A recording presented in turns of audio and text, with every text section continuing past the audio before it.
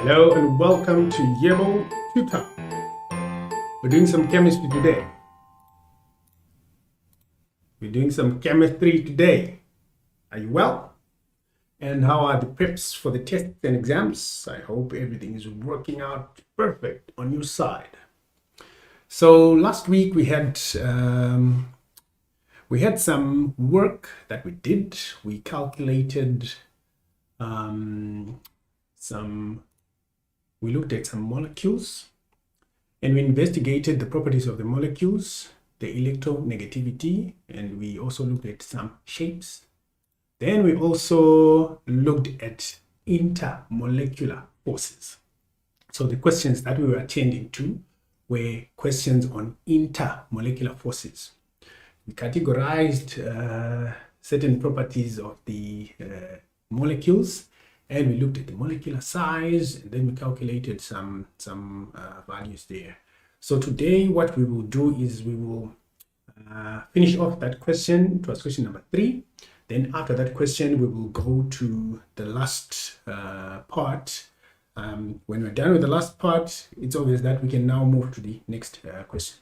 So let's see who's around on Yebo Tutor, and then we are almost. I think we'll finish this paper in good time.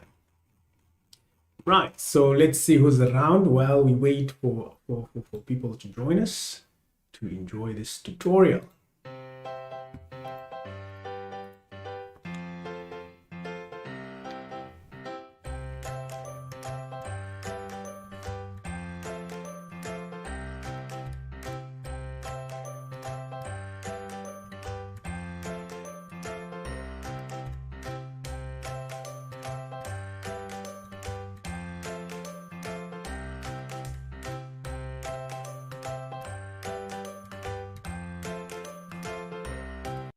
Right, if you still remember, we calculated some values of these unknowns. We identified some phase of these substances at those temperatures, right? Still remember this table, okay?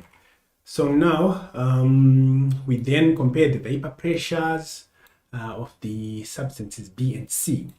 Then our task was to now finish off on question 3.2. So question 3.2 reads as follows. Consider the boiling points of the compounds in the table below. Consider the boiling points of the compounds in the table below. Which one of the substances in the table has the weakest forces between its molecules? Which of these has the weakest forces between its molecules? Right, so let's see if you still remember the criteria that we used last time. Do you still remember the criteria we used last time to find the substance which has the weakest? I think these are some of the calculations from last time's work. So as you can see from the substances that have been supplied here, right?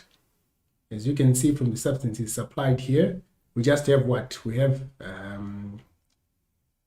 hydrogen sulfide, we have ammonia, and we have water. So in your understanding, what is the criteria that you use to come up with the substance with the weakest intermolecular forces? What criteria or what criterion or what property can you see here? What property can you see here? What property can you see here? Right? So there's a range of values for the temperatures, isn't it? There's a range of values for the temperatures, right? So in that range of values of the temperatures, then one thing that is clear in that range is that the hydrogen sulfide is the least boiling point. It's the smallest boiling point, right? The hydrogen sulfide is the lowest boiling point. And then our ammonia has a higher, and then the water has the highest.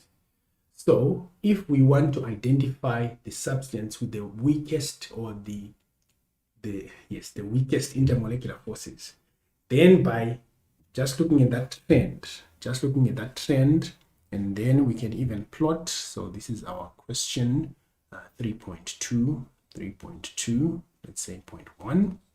We can even plot a graph to compare these temperatures.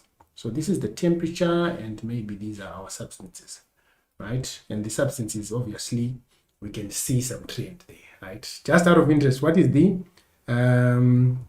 molecular mass of these substances?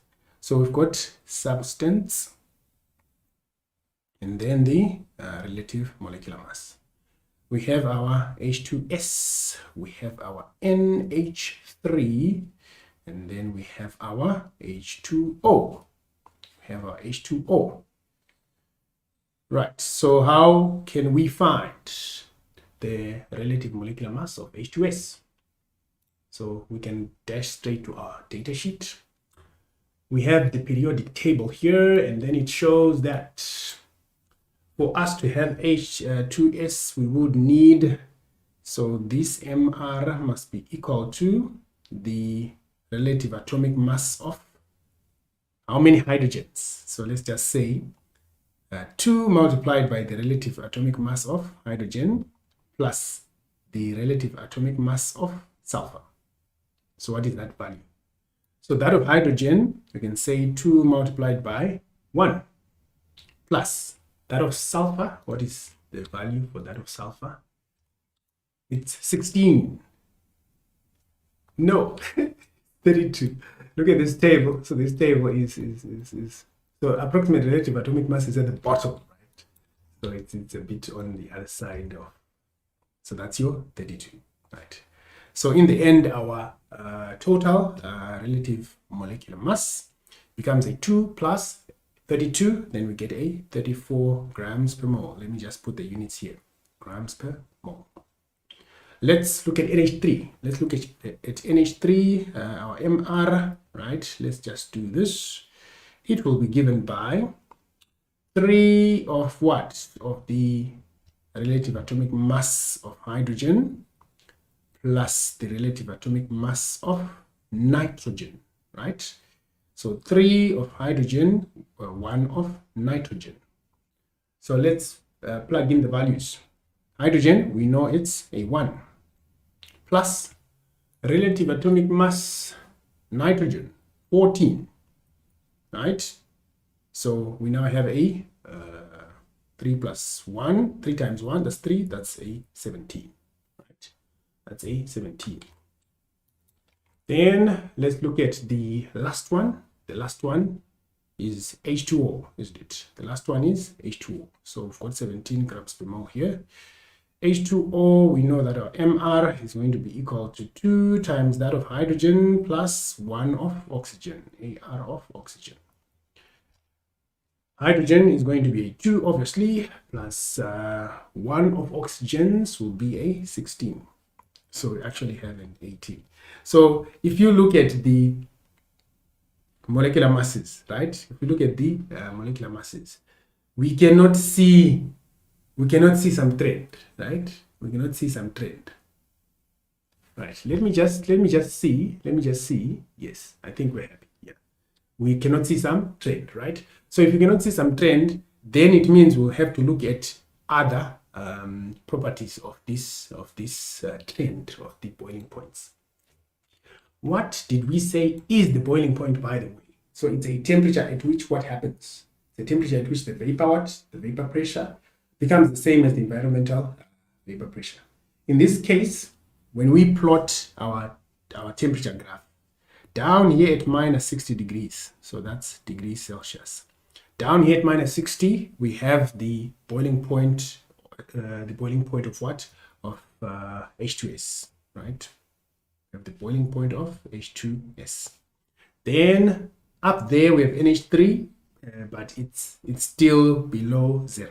So that's where we have our NH3, maybe somewhere there.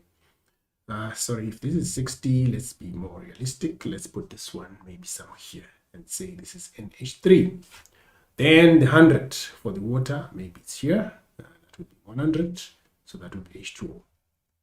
So what we're doing now is we are putting energy into the what? Putting energy into these substances. the energy that we put when we have hydrogen sulfide is very little, right? With very little energy, with a very low value of heat energy, which if you would use a thermometer to measure the temperature of that container, you would only need to get to minus 60 degrees. The hydrogen sulfide begins to boil.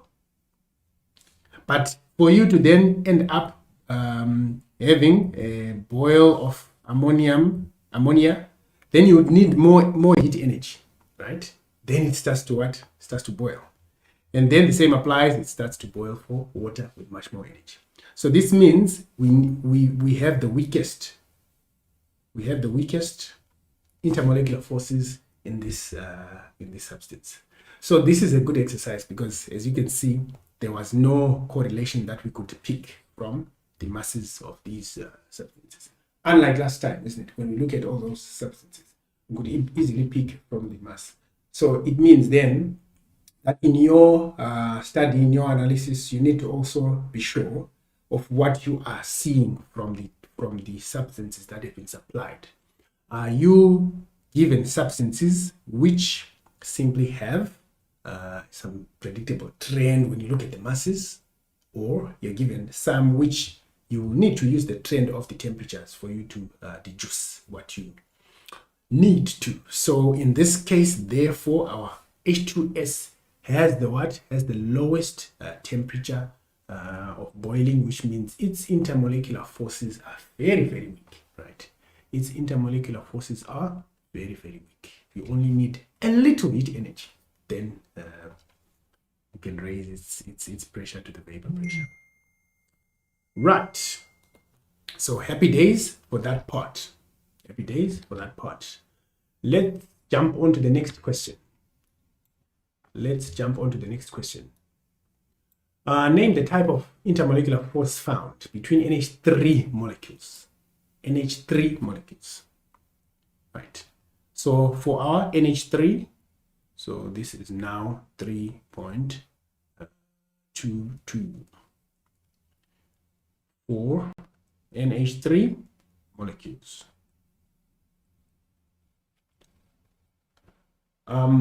What type of intermolecular force? Okay.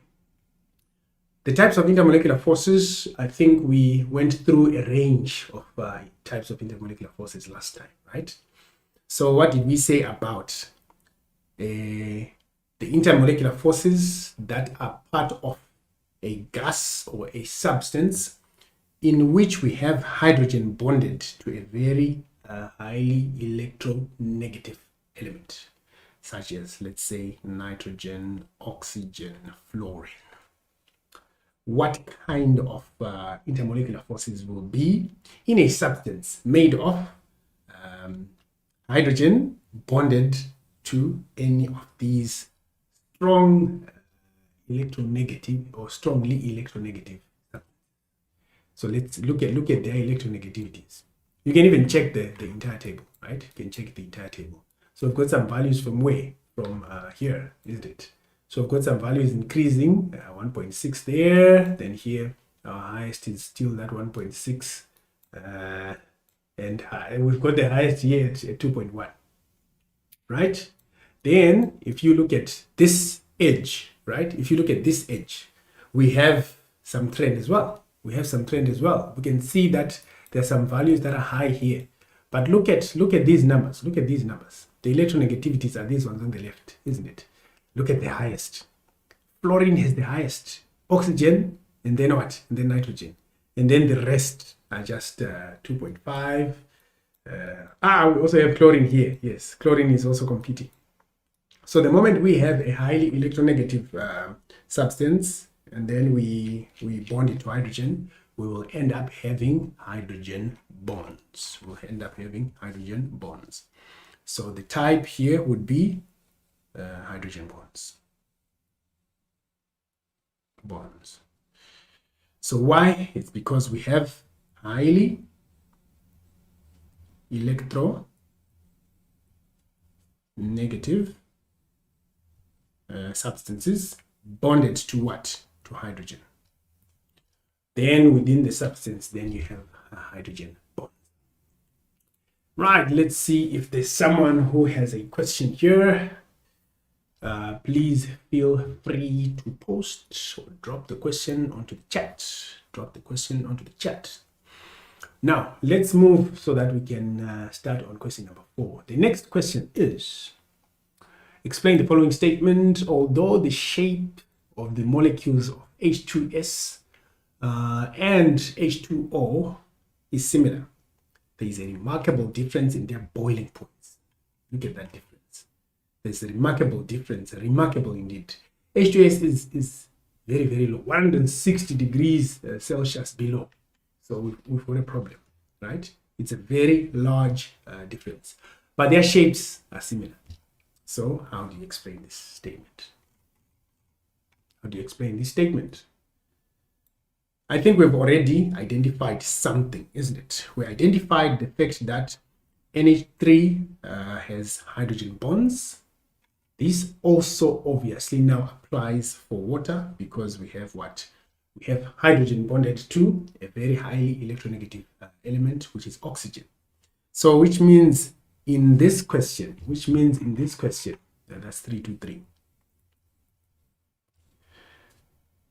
In H2O, we have what? Hydrogen bonds, isn't it? We have hydrogen bonds. How about in H2S? What types of bonds do we have in there? Because what we can see is that we said from the start, the material with the lowest or the weakest intermolecular forces is the one which started boiling first, isn't it? I think from last time we even showed that when we have some substance and it's in its liquid state, and then you raise its temperature, the boiling state is where you have that pressure rise so that it can end up close to the environmental pressure. So that vapor pressure rise, let's just maybe see that one last time. Where was it? Yes, it was somewhere here. You will see that it will actually be almost, it will be at the environmental value. Right, so basically, I think that for this time, it means now you know, right? You know that all you need is to, okay, in fact, we wanted to look at states of matter. Yes, states of matter, which gave us water, isn't it? States of matter, yes. Yeah. Okay, so it's coming up. So let's just give it a second because I think this one is an important concept. Let's just give it a second.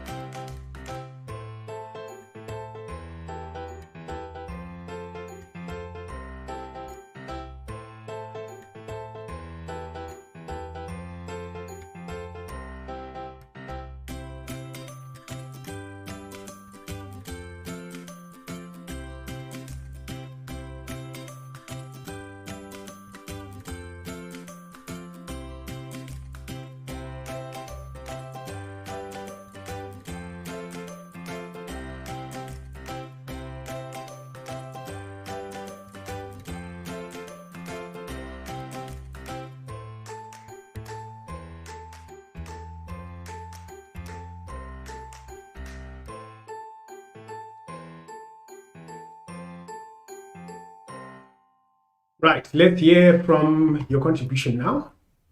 Any, what have you found for these bonds, for these hydrogen, for this H2S? What kind of bonds do we expect in H2S? What kind of bonds do we expect in H2S? Right, so what I was just pulling here is a demonstration. We discussed it last time, and we were just saying that we can actually see that, let's say we have some water molecules at some temperature. This time it's, let's say, very low, minus 127 degrees Celsius.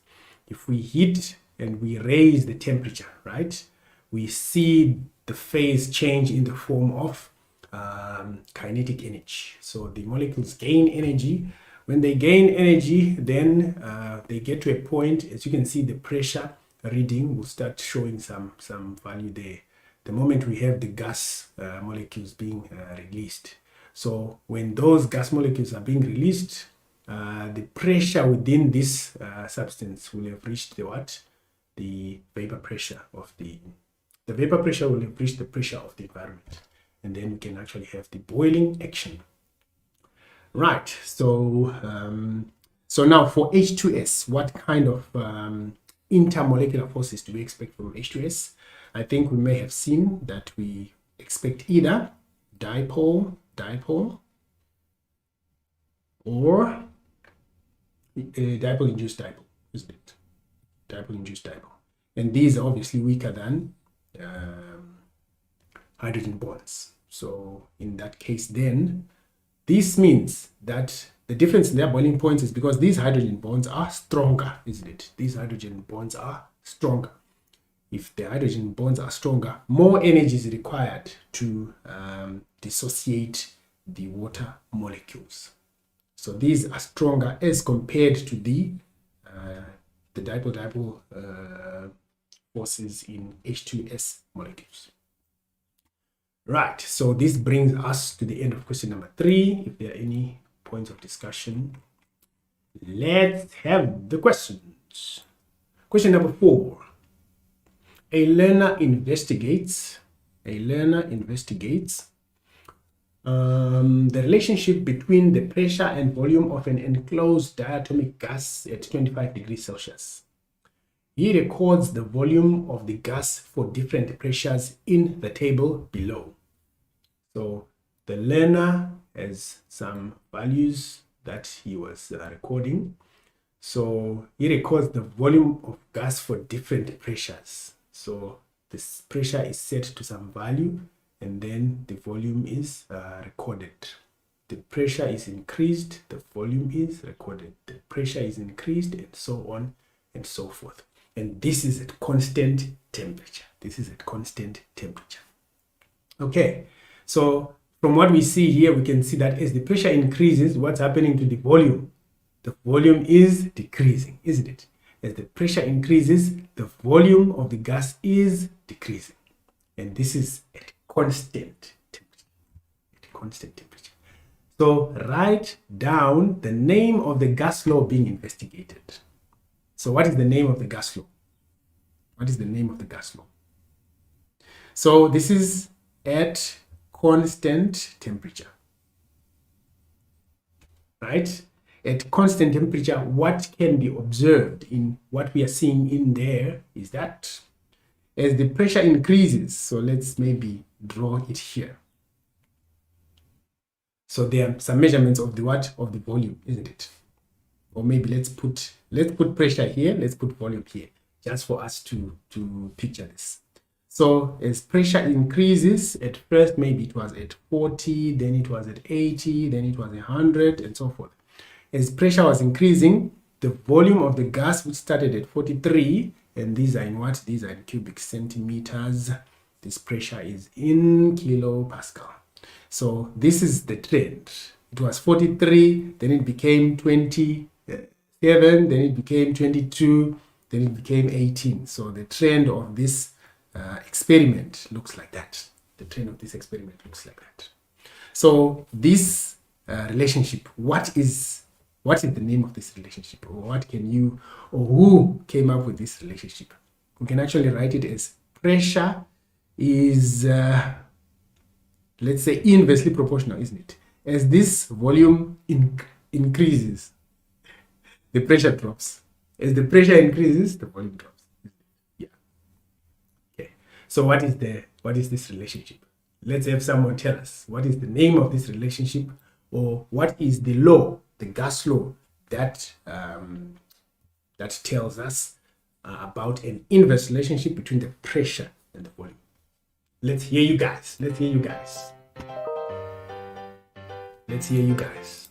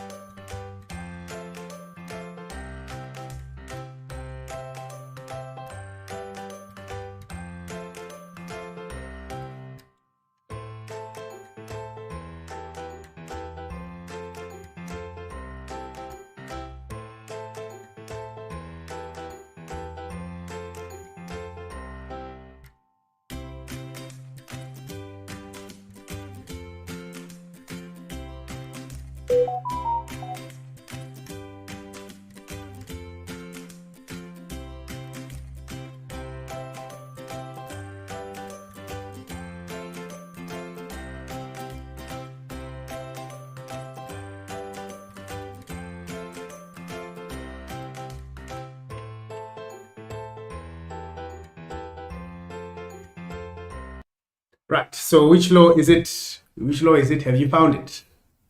This is who? Boyle, isn't it? Boyle's law, isn't it? I hope you still remember the relationship of these two parameters according to Boyle's law. According to Boyle's law.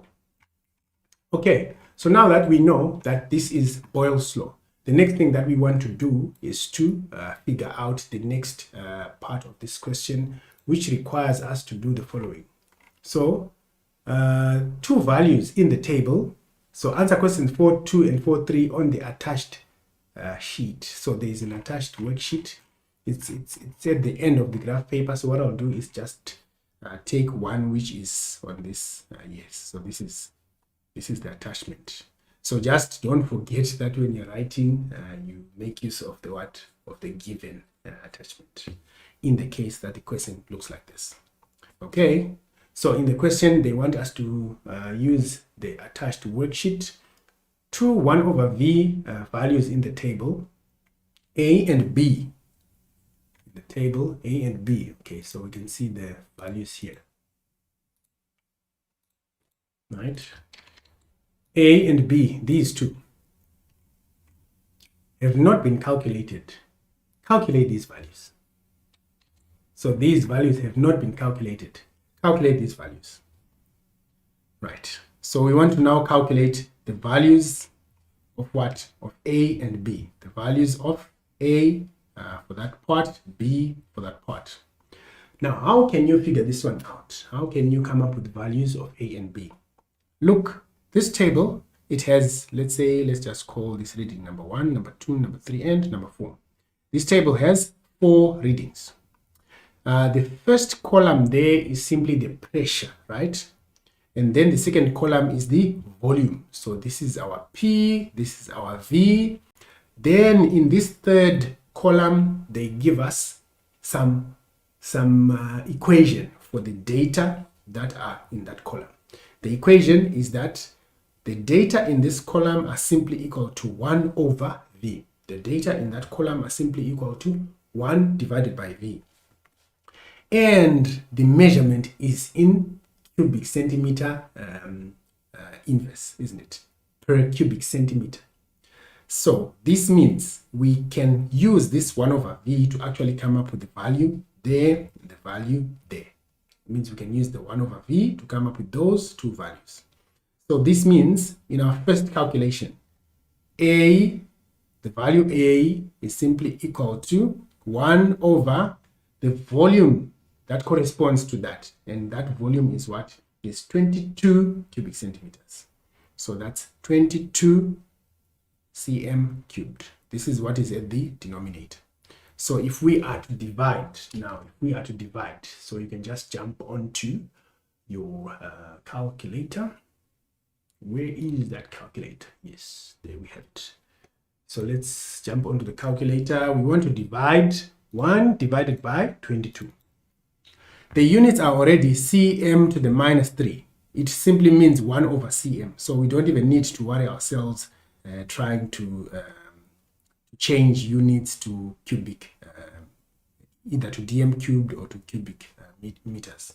So that's just our formula there. So this part of the formula simply means we are writing our units in cm to the minus 3, which are per cubic meter, cubic centimeter. So this answer is all we need.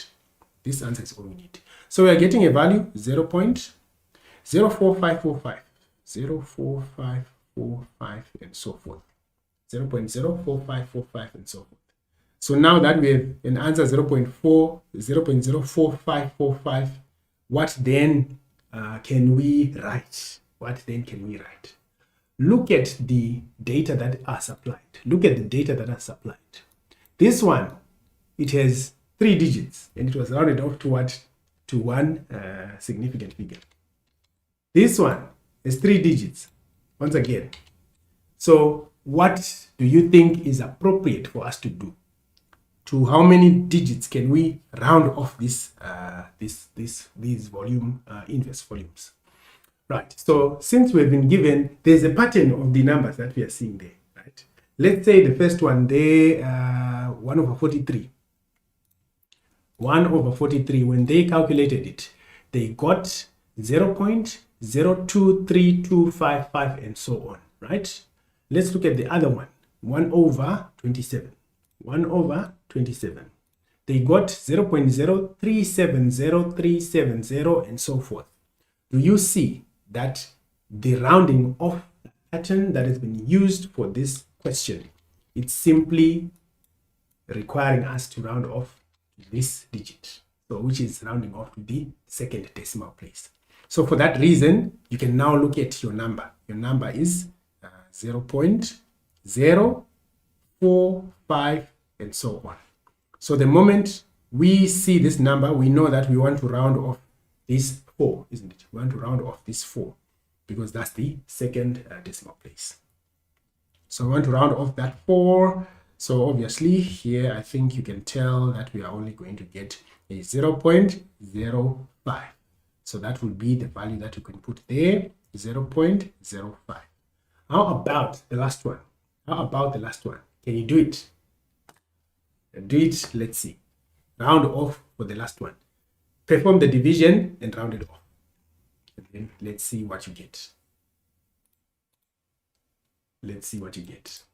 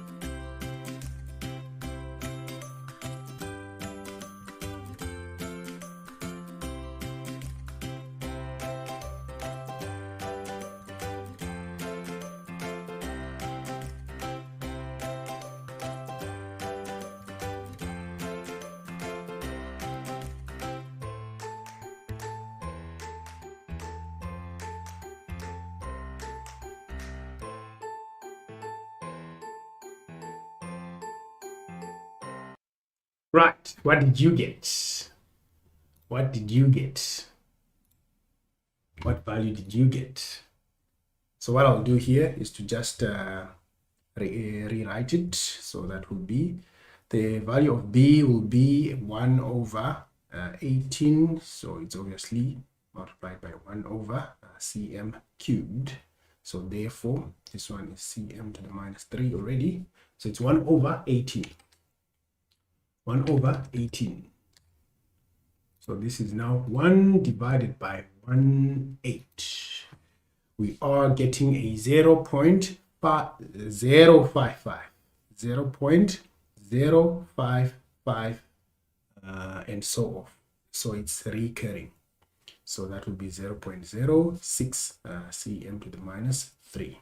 0.06 cubic meter, cubic centimeter. Right, so let's plug those in. So we'll write our 0.06. So we're done. We have answered the question on completing the table. We have answered the question on completing the table. So now, calculate these values. That has been done. Then draw a graph, isn't it? Draw a graph of pressure versus 1 over V. Right, there's something I just want to check in case maybe they gave us space to carry out the calculation. I cannot see the space, isn't it? So we may as well just have done it where we did. Okay, so they want us to now draw a graph of pressure versus 1 over V on the attached answer sheet. So this is our graph paper, and we want to draw the graph of what? Of pressure versus 1 over V. The pressure has already been labeled for us. So the labels are there, the units are there, and there are some values already, isn't it? We can see some values there. So which means we need to play some maze so that we can locate some points. The second one is this horizontal axis. We already have been given the axis in terms of its label, 1 over V, and then we've got some centimeter per centimeter cubed there. So everything has been provided for us. Look at these numbers. Do you still remember some of these numbers? They look like what we had, isn't it?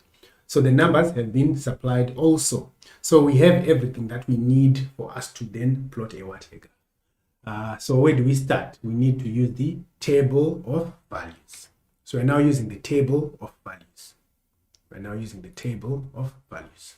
So this table of values is what will guide us, because all we want is to plot some pressure 1 over V points. Pressure 1 over V, pressure 1 over V. So let's start with the horizontal axis, right? The x-axis. So this is like your x-axis if it were just basic math. So when the volume is 0.02, when the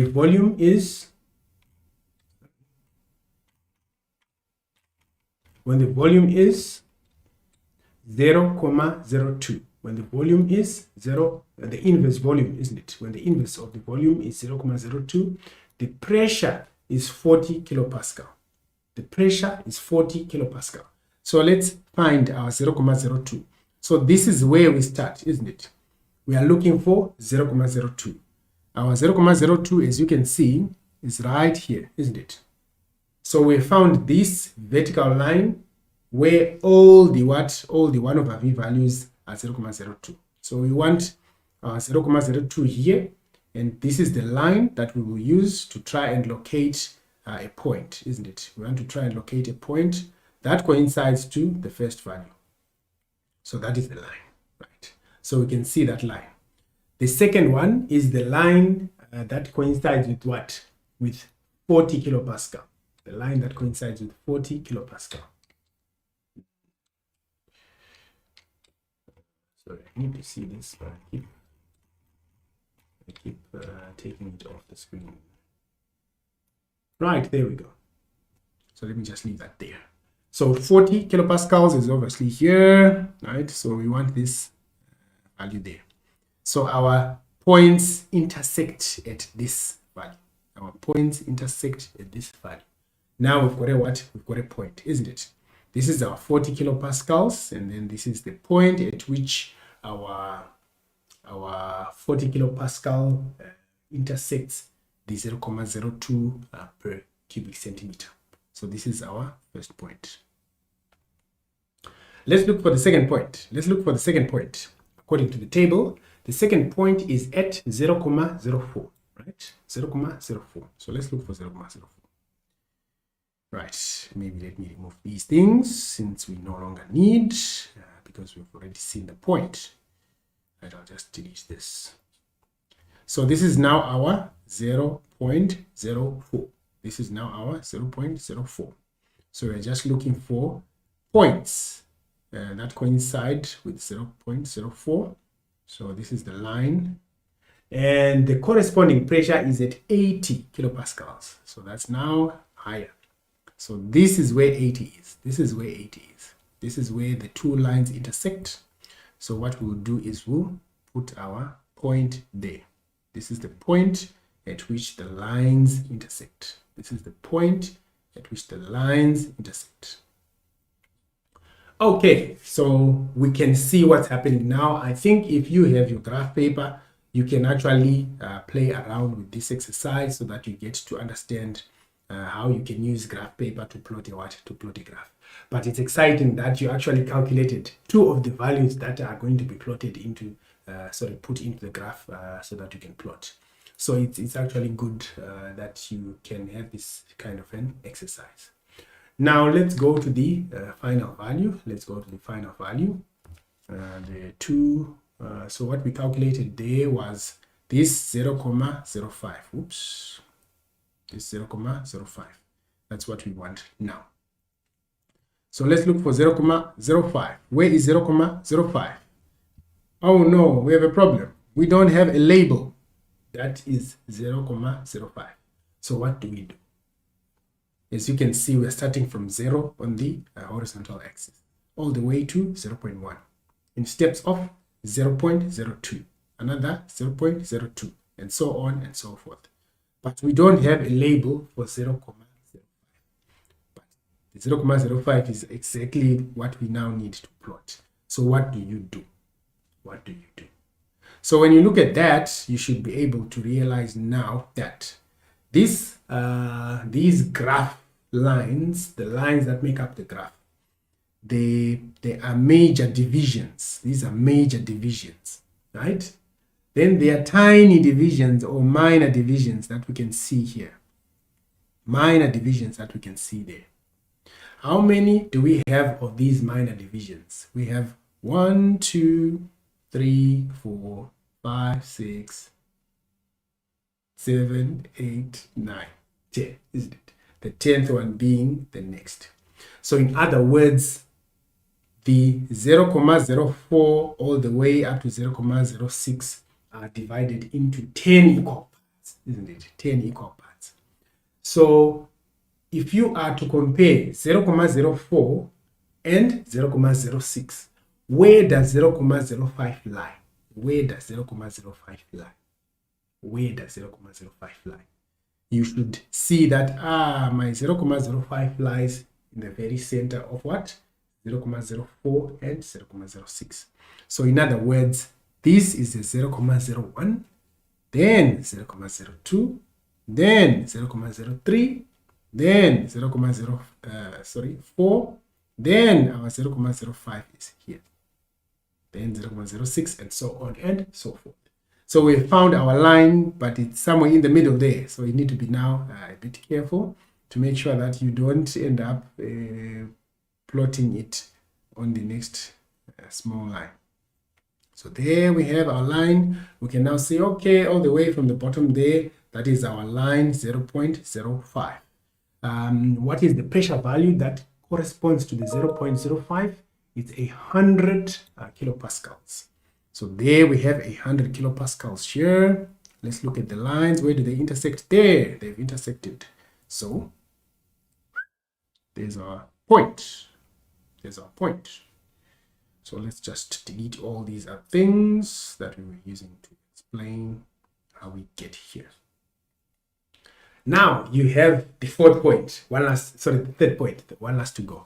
So the last one, according to our answer, is 0.06. So this is where we are, 0.06. 0.06 coincides with 120. So we are now, okay, 120 is right at the top. 120 is right at the top. So let's look for 0.06. 0.06 is here. Then we can look for it at the top where it intersects. So it intersects 120 right here. So it intersects 120 right at that point. So that's our intersection, and then we can just do that so that we can see what we're drawing.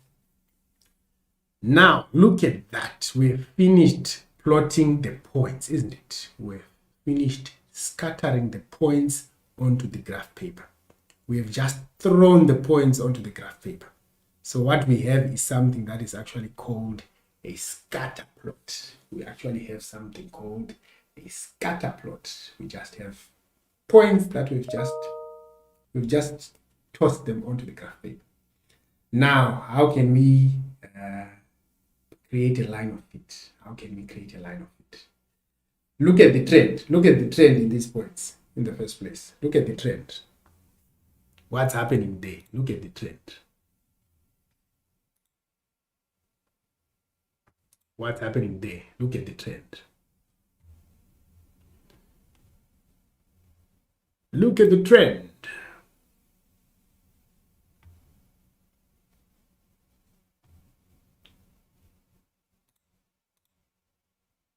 Look at the trend and tell us. I am waiting for at least one person to tell us what kind of a trend is this. When you're looking at trends, you're looking at functions, isn't it? In your mathematics, you study functions. There are different types of functions. There are linear functions, there are cubic functions, there are square functions, polynomials, and so forth. So what type of function can you deduce from just looking at this graph with your mathematical eyes? What kind of a function can you deduce from this? So that we can say, okay, if it is cubic, then we'll have to draw some line which looks like this. If it is linear, then we have to draw a straight line and so forth. When you look at this graph, which is the best line that can describe the trend of the data? Which is the graph that describes the trend of the data? Okay, I am waiting. I am eagerly waiting to hear from you.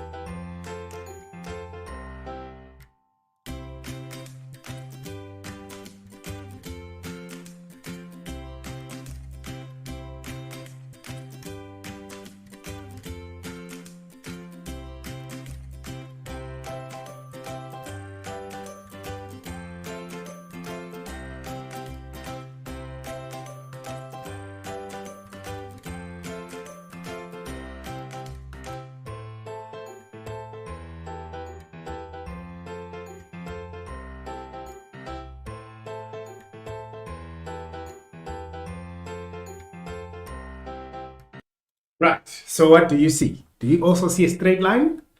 I see a straight line, right? So it's going to be a linear function. So I will attempt to draw it. I'll attempt to draw the straight line. Let me use a blue color so that it can stand out since my screen is tiny. So let's see if it can.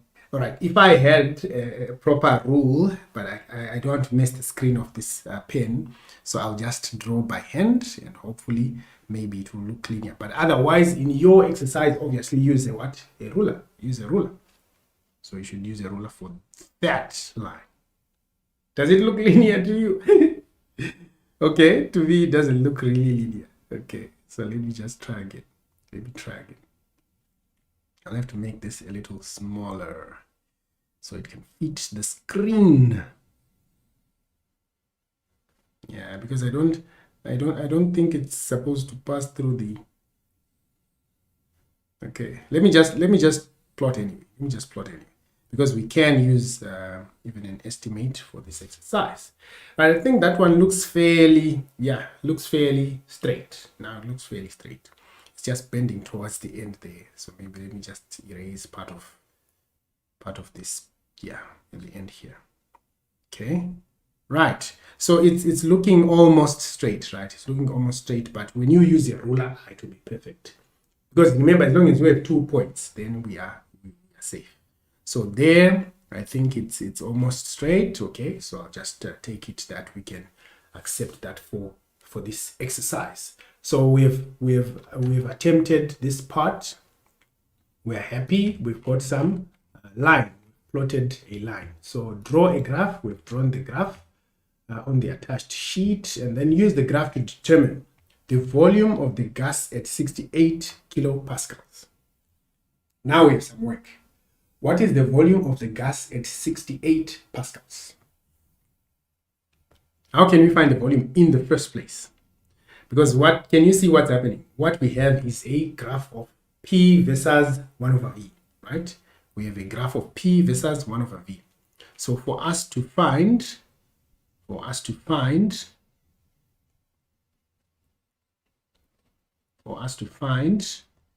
the volume, right, at P is equal to 68 pascal, 68 kilopascal.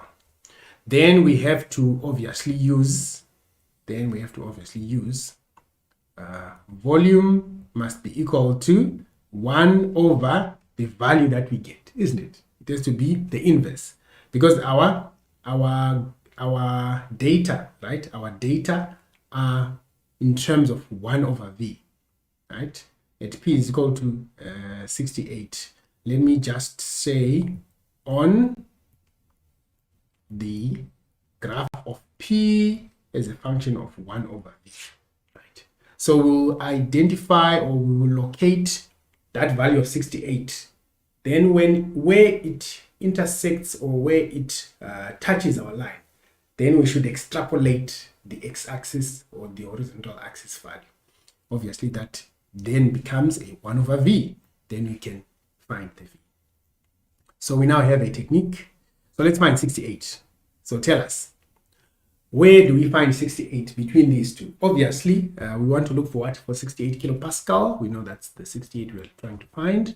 And for us to get that 68 kilopascal, when we have divisions that look like this, where can we find 68? Where can we find 68? So let's look at the distribution of divisions. So in this case, how many divisions do we have? If you have used graph paper a lot, I think you know you already have 10 divisions. So that's 1, 2, 3, 4, 5, 6, 7, 8, 9, 10 divisions. So we have 10 divisions. So if we are to look at the size of one division, right? One division must be equal to, in terms of pressure, our 80 kilopascal minus 60 kilopascal divided by 10 divisions, isn't it? So that is what would give us the pressure that corresponds to one division, or the pressure per division. So we know that our 80 minus 60 must give us a what? A 20 kilopascal. 80 minus 60 gives us a 20 kilopascal. And we are dividing this by 10 divisions. So it means in the end, we actually have 2 kilopascals per division. So this is 2 kilopascals, makes it what? 62, 64, 66, 68, 70, right? 72, 74, 76, 78, 80, right? So now, if we know that, okay, one division is 2 kilopascals, So let's now jump to what, to 68. So I think I already read it out. So our 68 is supposed to appear somewhere. So that's 62, 64, 66, 68. This is where we are going to work. So let's extrapolate. Let's extend that to what? To 68. Do you see where we are getting? That's the point that we found. Now let's descend. Let's descend. So we're now descending. We can tell that, okay, we are in between those. So we are descending so that we can find the value of 1 over v. There we have our 1 over v right here. This is our 1 over v. What is 1 over v equal to at that point? What is 1 over v equal to at that point? So what did we do? We first of all took the value 68 from the given value. Then we figured out the divisions that are within our, that are on our graph. Then from those divisions, we can now tell, okay, our 68 is located on this line. Then we follow that line. We follow that line until we get to the line of fit, right? Because the line of fit is now a line that that simply predicts what is happening in between here. We don't have any readings, isn't it? We don't have any readings. So obviously we will need this line of what? Of fit. So now that we will use this graph, then we can start to walk down here so that we can get to the axis. So we are moving on the downward path, and then we get to this axis. So we can now see the location of this 1 over v value. Now the next question is, what is the value of 1 over v? From what you can see, what is the value of? Tell us. What is the value of 1 over v? From what you can see on this graph paper. Remember, this is what? 0.02. This is 0.04. So where we are, where there's this arrow here, let me actually maybe put something dark and say where we have this star here. What is the value of 1 over v at that point, at that x? Right. 1 over v.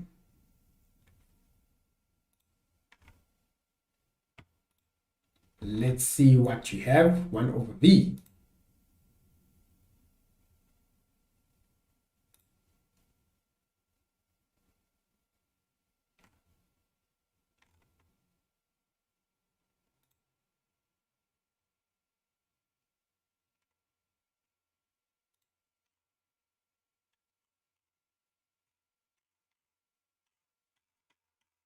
Right, I'm waiting for the 1 over v value. What is it? Right, so if you want to do it, you can just check what we discussed earlier. We said we have 10 divisions, and we can now tell that, okay, from that point to that point, this is what 0.02. 0.02 divided by 10 divisions, right? 0.02 divided by 10 divisions, that would give us 0.002. So which means that would be 0.002, 0.004, 0.006, 0.008, then 0.03. 0.03 is there, 0.032 is there, 0.034 is here. So we can actually see that we're at 0.03. We can actually say 33. It's very close to 0. It's in between 0.032 and 0.034. 0.032 and 0.034. Is that what you're also getting? Is that what you're also getting? Tell us. Is that what you're also getting? 0.033. Right. So remember, this is depending on this line that I drew. If you use a ruler, you might get maybe 0.032, or maybe you can get 0.034, but I doubt if you'd get something like 0.03. No, it's too far. Even if this line is drawn by freehand, but 0.03 would be too far. 0.04 would be too high, right? Your line should more or less look like what we have here. Okay, so happy days, guys. We now know that 1 over v is equal to, according to my calculation, 0.033 per cubic centimeter. So now let's calculate. Let's now calculate So we were calculating here. So to find V at that, then we said 1 over V is equal to 0,033. This is what? Per cubic centimeter, isn't it? Per cubic centimeter. This implies that V must be equal to 1 over 0,033. And this time it will be in cubic centimeters. Are you also getting something like that? Are you also getting something like that? I hope so. So then this is equal to, then you can punch in your calculator. Punch in your calculator to see if it makes sense. So let's now divide. 1 divided by 0,033. 1 divided by 0,033. We are getting 30.3030 and so forth cubic centimeters. We're getting 30,3 cubic centimeters. Are you also getting 30,3 cubic centimeters? Are you also getting 30,3? 4.5. Question number 4.5. Right. Maybe let's finish off with that one. Isn't it? Let's finish off with that one. Then next week we can have some fun with the next, because we'll be just finishing off those and jumping on to question number 5. Right. So question number 4.5. Question number 4.5. The mass. So 4.4, we're happy, right? Good. So the mass of the enclosed diatomic gas is 2.49 times 10 to the power minus 2 grams. Use the conditions at a pressure of 100 kilopascal to calculate the molar mass of the enclosed gas. Okay. Okay.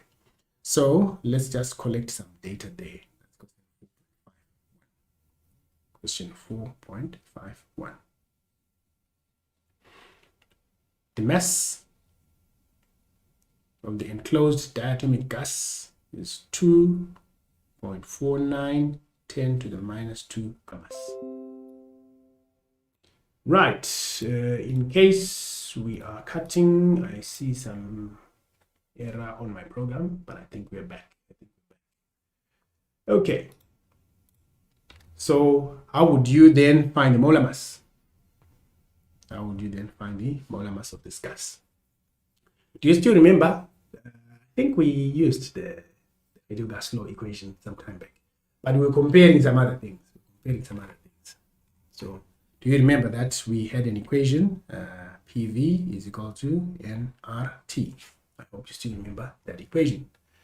And for this molar mass, I think we also used the number of moles is what? Mass over relative molecular mass. So that would be mass over, in our case, relative molecular mass. Because we want the number of moles of the gas, isn't it? We want the number of moles of the gas. So now that we have all these values, we know that we can find the what? The pressure has been given. We know that we can find the what? The volume at 100, isn't it? We can find the volume at 100. But the volume is we are still using this data. So we know that we can find the volume at what? At 100, right? So when you have all those data, you've got the pressure, you've got the volume, you want to find the molar mass, isn't it? And then you've got the other constants. Then it means you should be happy. Right. So how can we do it now? This n is the same n that's in there, so we can actually substitute it. So let's call this equation 1. Let's call this equation 2. So equation 2 in equation 1, right? Equation 2 in equation 1. Simultaneous equations. Do you still remember that? Right? Simultaneous equations. So that's what you are doing now. PV is equal to n, so we are using the method of substitution, right? Instead of n, we are just writing the mass over the relative molecular mass. Then we multiply by the RT that was there all along. I hope that you remember this equation, that you still remember this equation. Right, so with that equation, I think you are free now to make your MR the subject of the formula. So let's cross multiply, isn't it? Let's cross multiply. So here, obviously, this is PV over 1. This is PV over 1. So let's start with this part. Let's start with this part so that we can write it on the left-hand side of the equation. So let's start with that part. So this is our MR multiplied by PV, because this is what we're looking for. They want us to calculate the what? The relative molecular mass. So we've got our MR. It is equal to the mass and then multiplied by the RT that was already there. But our question is now mixing things now, isn't it? We now want that MR as the what? As the subject of the formula. So our MR, we can actually divide by by PV on both sides. Divide by PV, divide by PV. So if we divide by PV on both sides, I think here you can tell that that is what we end up having. Then our MR becomes equal to mass multiplied by the universal gas constant multiplied by the temperature divided by the pressure multiplied by the volume, isn't it? Divided by the pressure multiplied by the volume. Right. I think this part is a part that you guys can do. I can leave you to have fun with this calculation. Then I'll check during our next tutorial next week to see if you managed to go through it. Then write down the molecular formula. This one is a nice question. This is a very nice question.